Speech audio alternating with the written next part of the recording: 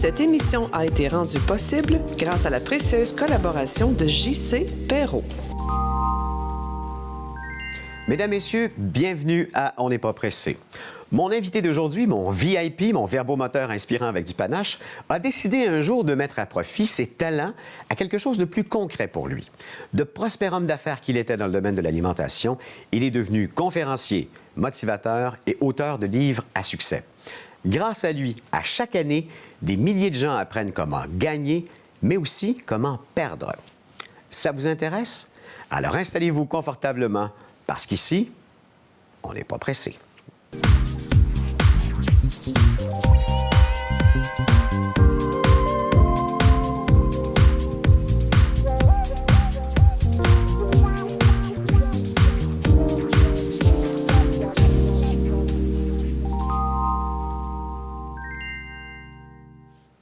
Guy Bourgeois, merci d'avoir accepté mon invitation. Éric Remy, merci beaucoup de l'invitation. On se connaît pas beaucoup, tous les deux, mais on a eu quand même le temps de faire un échange, toi et moi. Mais moi, je te connais plus que tu me connais. Peut-être. L'historique. Oui. OK. Papa. C'est vrai. La vie des gens riches et célèbres. Oui. Mais ton parcours à toi me fascine. D'homme d'affaires, tu es devenu conférencier, alors que tu aurais pu faire énormément d'argent dans le monde des affaires. D'ailleurs, tu es à Salamé. Qui dit que j'en fais pas? Mais c'est ça. mais tu sais, je me suis dit, c'est l'appel là-dedans. Hein, quand on a ce genre de changement de carrière, parce que c'est un changement de carrière, ce que tu as vécu, parce qu'il y avait un appel réel en soi, là. Bien, un appel. Je pense que c'est un work in progress, dans le sens que c'est pas arrivé tout d'un coup une élimination. Ah, je vais faire des conférences. Mais la vraie histoire, puis j'avoue, je la raconte pas si souvent que ça. La véritable histoire, c'est à cause de la compagnie que les gens de 50 ans et plus vont se rappeler de ça, la compagnie des produits Amway. Je m'explique. Oui, j'étais en affaires dans la fin des années 70. J'avais acheté la route de lait de mon père. Donc, j'étais laitier. Je sais que ça fait sourire les gens. Même, je suis le gars du laitier, moi, dans ma région. Toi, tu te promenais-tu encore de porte en porte dans ce temps-là? Oui. Oui. Sérieux? Mais j'ai grandi, le petit gars du laitier. Mon père, écoute, à l'âge de 8-9 ans, là, j'allais livrer le lait aux portes, puis je sollicitais les clientes, puis je suis le gars du laitier, mais moi, je suis sûr que vous n'êtes pas sûrs. C'est ça que je dis aux gens. Bref, donc, mon père était malade fin des années 70. J'ai racheté le commerce familial. Et il y a un de mes clients qui avait un dépanneur qui était dans Amway. OK? Puis là, lui, bien, il a dû percevoir que j'étais peut-être ambitieux, je sais pas quoi, mais il m'a dit, hey, j'ai quelque chose à te présenter. Puis à l'époque, c'était vraiment un peu secret, ça, là. Il t'invitait un genre de... Un peu occulte. Ben, tu sais, il t'invitait, il disait pas c'était quoi. Il disait, j'ai une opportunité d'affaires, viens voir ça, amène ta femme, puis viens chez nous, on va prendre un café. Bref, on est allé, on a adhéré. On était jeune, on avait 22 ans, 23 ans. Et dans cette organisation-là, encore une fois, les gens vont se rappeler des années 80, c'était très, très présent au Québec. Là. Il y avait des meetings partout. Et il y avait une famille qui s'appelait la famille Blanchard, OK, qui était à Mont-Saint-Hilaire, qui était comme les kingpins du coin, quoi. Le kingpin là, qui faisait bien de l'argent. Et ces gens-là avaient probablement... j'en reviens pas que je raconte ça. Avaient probablement décelé en moi peut-être une capacité à parler en public, ce que je savais pas que j'avais. Mais bon, à un moment donné, ils m'ont appelé pour être maître de cérémonie au Lowe's de Concorde devant 500 personnes. Après ça, j'ai été maître de cérémonie au Hilton à Montréal devant encore 400-500 personnes. En réalité, je présentais eux. Là, je les présentais. On accueille, etc. C'était des fêtes de famille ou quoi? Non, ben, c'était des gens de ralliement où les distributeurs à moi étaient présents. Et mais le summum, c'était lorsqu'ils m'ont demandé d'être maître de cérémonie au Forum de Montréal. Parce qu'à chaque année, il y avait un gros ralliement avec 12 à 15 000 distributeurs à moi au Forum de Montréal. Et là, c'est moi qui est sur stage, OK? Au centre. Au centre, qui reçoit les invités, qui fait faire la vague aux gens. Ça, c'est le dimanche. Et le lundi matin, je retourne sur ma ronde de lait, là. Alors, il y a un genre de clash. Mais c'est le bon mot. C'est-tu là que tu as décidé, tu as fait c'est trop beau ce que je viens de vivre, il faut que je vive ça? Oui, bien, encore une fois, c'est fait work in progress, là, mais ça a commencé à faire... Ouais, j'aime ça parler en public. Je me sens heureux à faire ça. J'aime ça être en affaires aussi. Il y a peut-être un moyen de un moment donné, de dériver vers ça. Mais mon plan, si plan il y a lieu, je pensais, je disais, bon, regarde, je vais bâtir mon entreprise de distribution alimentaire parce qu'après la route de lait, j'ai vendu, j'ai parti l'autre compagnie. Puis je me suis dit, bien, quand j'aurai 50 ans, je me ferai des conférences comme Jean-Marc Chaput. Mais, parce que c'était ton idole un peu, Jean-Marc Chaput. Modèle, oui, absolument. J'avais ses cassettes que j'écoutais dans mon camion quand j'étais laitier. Puis ça m'inspirait, tout ça. J'aime les messages positifs. J'aime lui, Jean-Marc, il disait, sacrifice, t'es capable. Puis Puis, tu sais, j'aime le fait de dire, face à un obstacle, bien, il y a un autre chemin qu'on peut prendre. On peut passer par-dessus l'obstacle, on peut reculer ou se tasser d'un pas, ou virer à gauche, virer à droite, mais il y a toujours une solution. Donc, j'aimais ce discours-là. Dans moi, je l'ai utilisé pas mal aussi. Et, bien, ça a fait à un moment donné, bon, regarde, je vends l'entreprise. Et là, finalement, j'avais 35 ans et non pas 50 ans. Donc, 15 ans avant. 15 ans avant. Donc, aujourd'hui, puis les gens vont pouvoir deviner mon âge, mais ça fait 20 ans maintenant que je gagne ma vie à faire des conférences. Mais ça, c'est la véritable histoire. Et il y a peu de gens qui la connaissent, sauf mes proches, là. C'est à cause de moi que j'ai décidé que j'étais capable de parler en public. Tu viens de me le raconter, c'est extraordinaire. Dis-moi, te vois-tu un peu comme un vendeur ou comme un motivateur? Tout ça. Même, je dis souvent en conférence, je suis d'abord et avant tout, je pense, un vendeur. Mais un vendeur d'idées. Un vendeur d'espoir, peut-être dans certains cas. Et bien, en même temps, oui, ça se jumelle avec un motivateur. Parce que souvent, les gens, ils vont... certains de mes... Bon, il y a d'autres gens qui font des conférences comme moi, puis ils vont se dire conférencier. Et ils disent, je suis conférencier. OK, bon. Alors, moi, au début des premières années, moi aussi, m'étais donné comme le titre, parce que c'était un titre... T'as pas de diplôme, là, pour être ça. Conférencier. Mais après ça, j'ai compris que non, c'est pas vraiment ça, mon travail. Parce qu'un conférencier, vous savez, le maire de la municipalité peut venir faire une conférence. Oui. Il est conférencier aujourd'hui. Un avocat peut faire une conférence à des élèves au barreau. Bon, alors, une conférence, c'est quelqu'un qui s'exprime devant les gens, oui, mais un motivateur, c'est quelqu'un qui s'exprime devant des gens, mais qui vient inspirer. En tout cas, il essaie de le faire. Tu sais que quand je dis ça, motivateur, il y a bien des gens qui veulent absolument pas se coller à cette étiquette-là. Oui. Parce que c'est un peu péjoratif. C'est bizarre, ça. Qu'est-ce qui s'est passé avec le mot motivateur? Aucune espèce d'idée. Moi, j'ai aucun problème et je suis fier de le dire parce que c'est ça qui me représente. Puis toi, tu motives les gens, parce que je disais en présentation, à gagner puis à perdre. Donc, gagner, c'est gagner quoi dans sa vie quand tu motives les gens? Bien, c'est pas... Gagner, en réalité, c'est gagner sur quelque chose. Gagner sur soi, gagner sur, comme je disais tantôt, sur les obstacles, sur les difficultés, gagner sur les rêves qu'on met de côté, qu'on remet à plus tard, gagner sur le combat. On a tous, selon moi, puis je pense que tu sais ce que je parle quand on parle de combat, on a tous des combats personnels à livrer dans notre vie. Oui. Ça peut être la maladie, ça peut être, dans mon cas, c'était l'obésité et la maladie, parce que les gens ne savent peut-être pas, mais j'ai été aussi atteint d'un cancer en 1998. L'obésité, c'était un petit peu plus tard. Mais d'autres ont des combats à livrer au niveau du divorce. D'autres, ça peut être la violence. D'autres, ça peut être l'alcoolisme.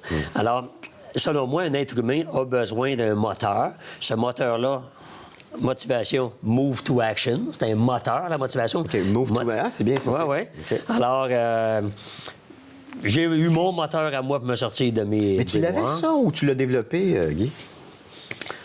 Je pense que je l'ai développé. C'était ta grand gueule, visiblement, là, si on t'a... Pas tant que ça. Tu sais, quand j'avais 15 ans, là, les gens qui se rappellent de moi à 15 ans au primaire, à Saint-Hyacinthe, là, j'étais obèse, j'étais le petit gros de la classe, puis le gars qu'on choisit le dernier dans les équipes. Essayez de te faire discret à ce moment-là. Ben, tu l'es un peu plus. Tu sais, les belles filles viennent te raconter leur histoire d'amour, leur peine d'amour, mais ils freinent jamais avec toi. Non, c'est ça. Donc, est-ce que j'avais une grande gueule à l'époque? Non. Mais quand je fouille dans mes rêves, là... Encore une fois, je dis jamais ça.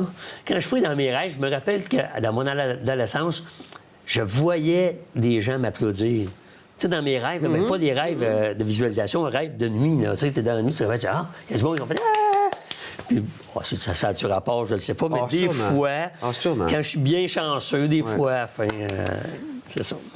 Puis tu leur montres maintenant comment perdre du poids aussi. Ouais. C'est la nouvelle plaie du monde, ça, je veux dire, l'obésité maintenant, non? Bien, plaie. Regarde les incidents sur la santé. Oui, c'est sûr. Sur la durée de vie aussi. Ouais. Effectivement, tu as raison. C'est souvent le fruit de mauvaises habitudes, beaucoup plus qu'autre chose. Hein? Ouais. Souvent, on attribue la prise de poids à des gènes. Mal aimer, les gènes, enfance difficile, manger ses émotions. Toi, c'était quoi? Pourquoi tu étais obèse? C'était rien de ça. C'était une mauvaise habitude. C'est juste ça? Oui, puis je ne suis pas un psychologue alimentaire, je ne suis pas ça, mais j'ai quand même supervisé maintenant beaucoup de gens à perdre du poids, autant de façon concrète par le défi diète, Journal de Montréal, il y a quelques années, autant par des courriels, des choses comme ça que les gens m'envoient des demandes ou des conseils. Et j'ai jamais entendu quelqu'un dire... ils disent au début, je mange mes émotions, mais une émotion, ça ne fait pas engraisser, là.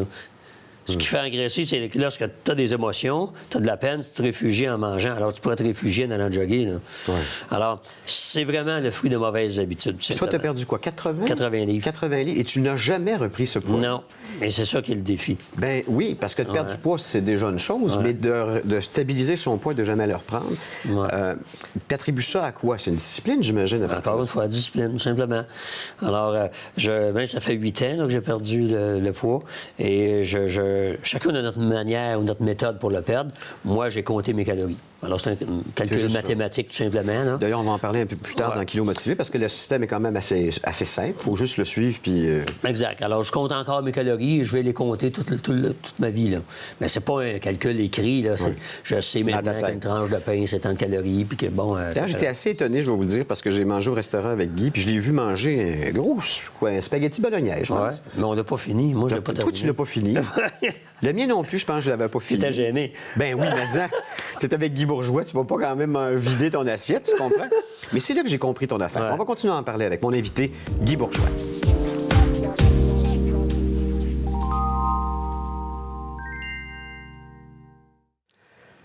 Cinq sujets que mon invité a décidé de jaser, d'échanger avec moi. Et le premier de tes sujets, Guy, c'est la famille. C'est la base, me semble, de toute réussite, si je ne me trompe pas, non?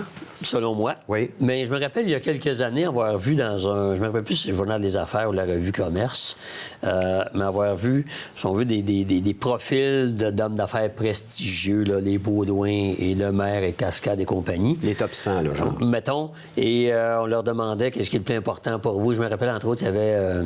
j'ai oublié le nom, c'est pas correct à TV, oublié. Ça va te revenir. Oui, mais le président...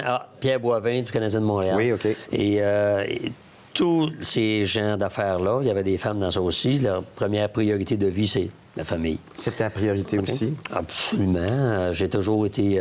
premièrement, je suis fier d'eux. Je suis père de 3 enfants.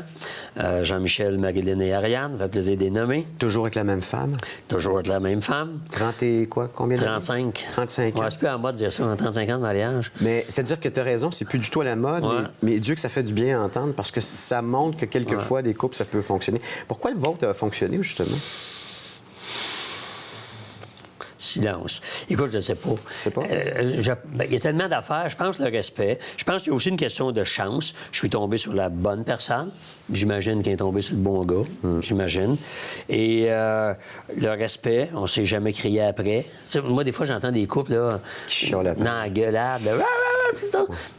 On a eu des différends. On en a régulièrement. C'est normal. Mais j'ai toujours parlé avec respect. Elle m'a toujours appuyé dans ce que je fais et vice-versa. Et non seulement ça, mais elle aussi, elle a perdu du poids en même temps que toi. Oui, c'est ça.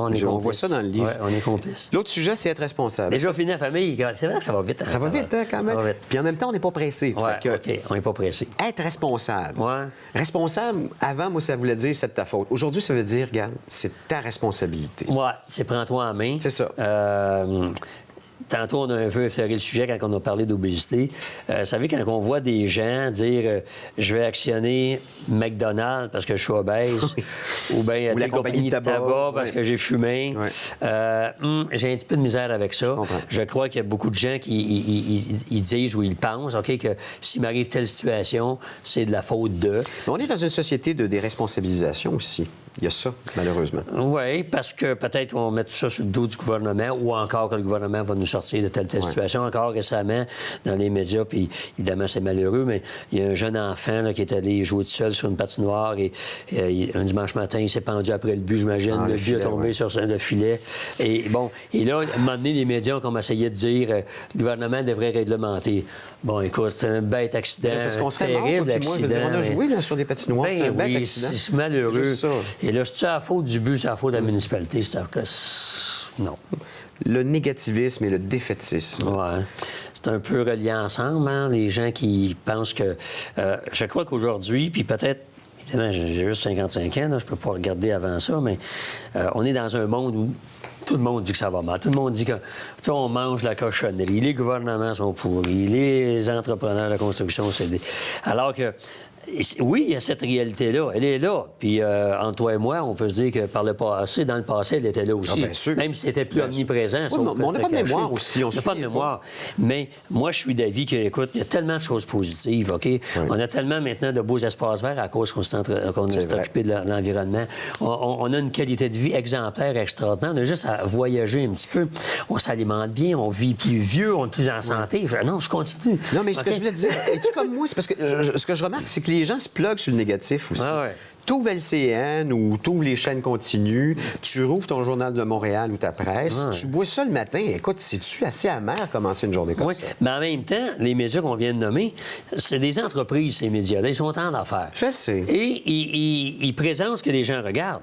Si les gens ne regardaient pas ça, ils ne présenteraient pas ça. Mais je critique pas eux autres. Je critique le fait qu'on se plugue là-dessus. Tu comprends? Moi, si je fais le matin, je le sais. On aime ça. OK, l'autre sujet, c'est la relation avec l'argent. Encore un sujet tellement tabou. Oui, encore. Au Québec, on a peur d'en faire. Ceux qui en font ont peur de le montrer. Si tu en fais un temps soit peu, tu passes pour un malhonnête, quoi que ce soit, ou tu passes pour un gars chanceux.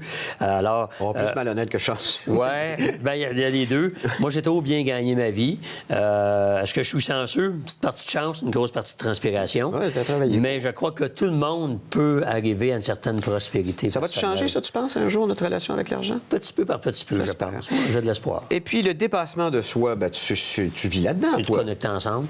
Oui, tout ça, oui, effectivement, tu te connectes ensemble. Encore une fois, je crois qu'on va rarement au bout de nos limites. On se limite à tout point de vue. On se limite au niveau de la prospérité personnelle. On se limite dans le fait d'appliquer sur un nouveau poste, le fait d'être capable de sortir de telle situation. On est notre pire ennemi, dans le fond, souvent. Un de nos ennemis. L'entourage peut l'être aussi. C'est vrai. Mais moi, je crois que tout est possible. Ce qui est plate dans la vie, c'est que nous avons toujours raison. C'est-à-dire que si moi, je crois que je peux me sortir de telle situation, je peux m'en sortir. Mais si toi, tu crois que tu ne peux pas t'en sortir, bien, tu as raison. Et tu ne peux pas t'en sortir. Je vais me donner raison. Arrête, on a toujours raison. C'est ça qu'un négatif a toujours raison. Puis il va toujours te dire, tu vois, je te l'avais dit. Ouais, c'est ça. Je te l'avais dit. Mais le maudit négatif est plus fort que le positif. J'ai ça. Bon, on continue avec mon invité, Guy Bourgeois.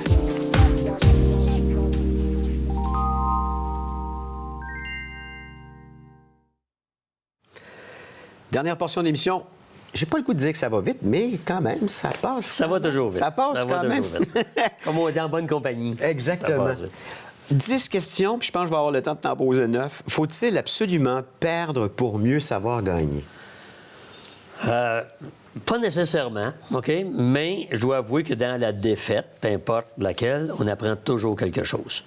Alors, je connais des gens qui sont montés au top de leur vie, appelons ça comme ça, sans avoir d'énormes défis, mais de petites difficultés. Et d'autres personnes ont rencontré d'énormes défis, puis ça les a fait grandir aussi. Alors, on est obligé de perdre? Non.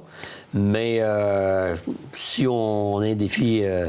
tant soit peu difficile, il nous fait grandir tout le temps. Pas sur le coup, mais avec le temps. Mais ça motive ensuite. Si tu perds, puis que tu essaies de revoir ce que tu as perdu, c'est motivant. Oui, mais il faut avoir l'attitude positive, parce qu'il y en a qui s'écrasent. C'est vrai. L'obésité, est-ce que c'est une armure ou une auto-punition, Guy? Non, je peux juste parler pour moi, pas pour les autres. Dans mon cas, je reviens encore aussi simpliste que le début d'émission. C'était ni l'un ni l'autre. OK? C'est pas de l'autopunition ni une armure. C'est de la mauvaise discipline de ma part. Je me suis enrobé avec le temps et j'ai toujours haï ça. Puis ça m'a nui peut-être à mes relations interpersonnelles, à mon image de moi, mais ça c'est pas arrivé parce que je voulais me protéger ou parce que je voulais me mutiler. Est-ce que tu aimerais ça? Aimerais-tu mieux redevenir gros ou pauvre? Tabarouette, t'as des questions, toi. C'est pas pire, ça, non? Pauvre, OK? Pourquoi? Parce que je ne le serai pas longtemps. Ça me tente pas de faire le chemin arrière de l'obésité, de revenir en arrière. C'est plus douloureux, ça? En ce qui me concerne. Oui. Non, mais c'est sûr, si je te pose la question, c'est pour toi. Puis d'après moi, je pense qu'on pourrait généraliser cette réponse-là à beaucoup de gens. L'obésité, c'est un fardeau, là. Même si, quand on le lit, on se dit « Ah, c'est pas grave, j'accepte mes rondeurs ».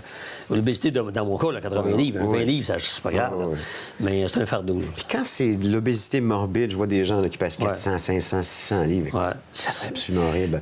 Pas seulement en termes de poids, mais aussi en termes d'image, qu'est-ce que ça doit faire à la personne. Je peux pas me mettre à leur place. Là, on parle de 100 livres et plus à perdre, mais tu peux t'imaginer. Oui, c'est sûrement une prison. Tu as pesé jusqu'à combien, toi? J'ai pesé 240 livres, mais je suis pas grand, je mesure 5 pieds 6,5. OK. Fait que 240, j'étais quand même assez corpulent, mais c'était pas dans le morbide, là.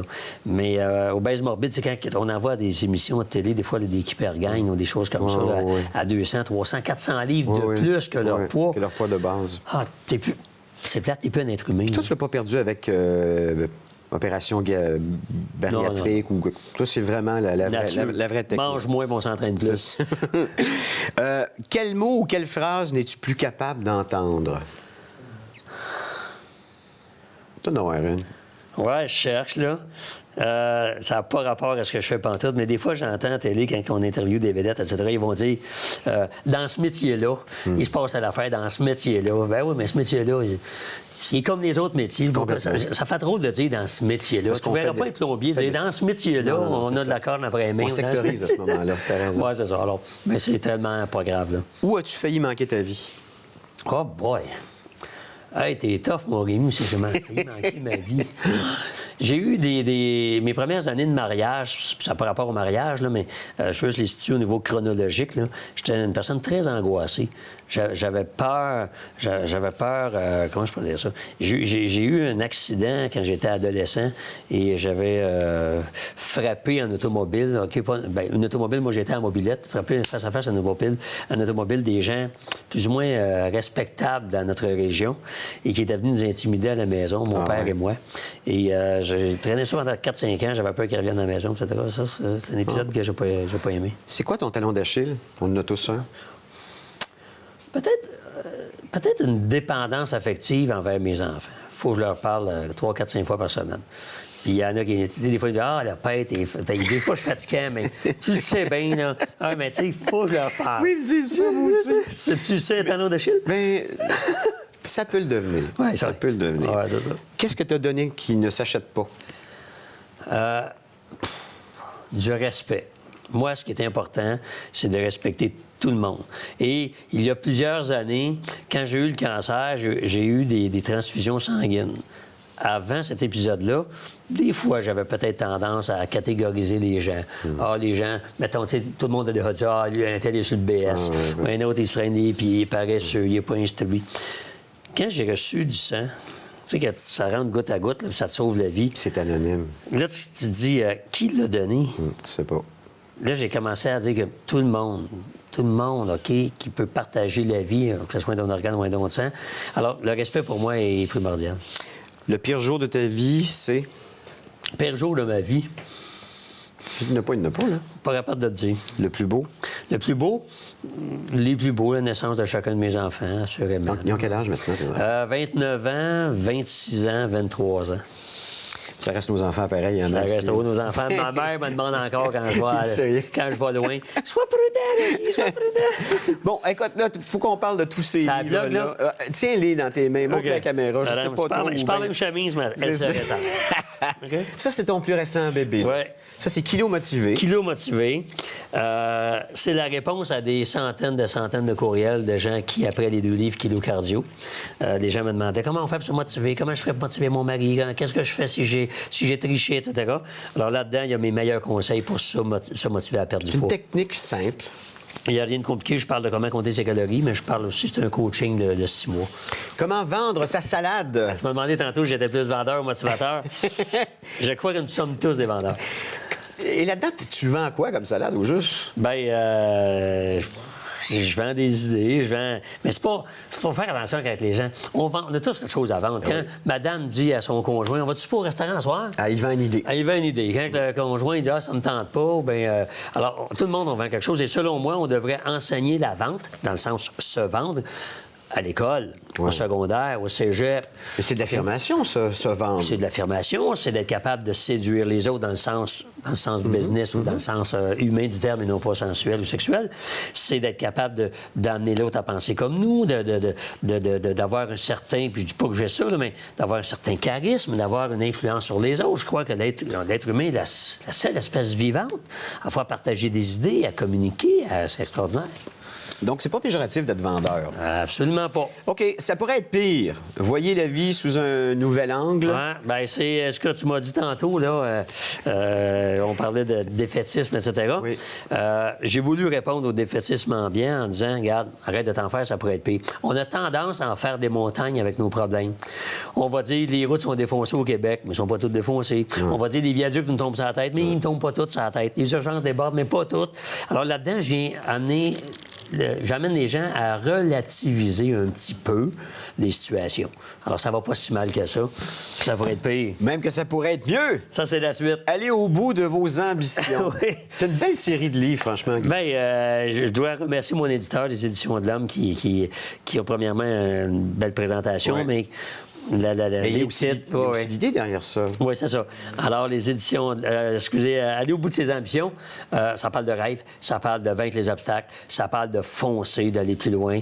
Tout le monde dans d'eux se disent un jour, j'aimerais faire ça, un jour, j'aimerais faire ça. Puis il y a aussi, bon, ces deux-là, Ouais, ben ça, deux c'est des briques, bibles. là. Ça, c'est Des Kilo bibles. Cardio, hein? Oui, Kilo Cardio 1 et 2. Qui s'est vendu quand même assez bien, d'ailleurs. Bien, si on met les deux ensemble, de 300 000 exemplaires. Hey, c'est tout un succès en Oui, librairie, on ça. en est bien fiers. Évidemment, une idée originale d'Isabelle Huot, qui a eu l'idée de jumeler, moi, José Lavigueur. Puis là, vous faites des conférences, d'ailleurs. Oui, absolument. Au mois de mars et avril, on va être à différents endroits. OK. 20 mars, 19h, Hôtel Urbania à Trois-Rivières.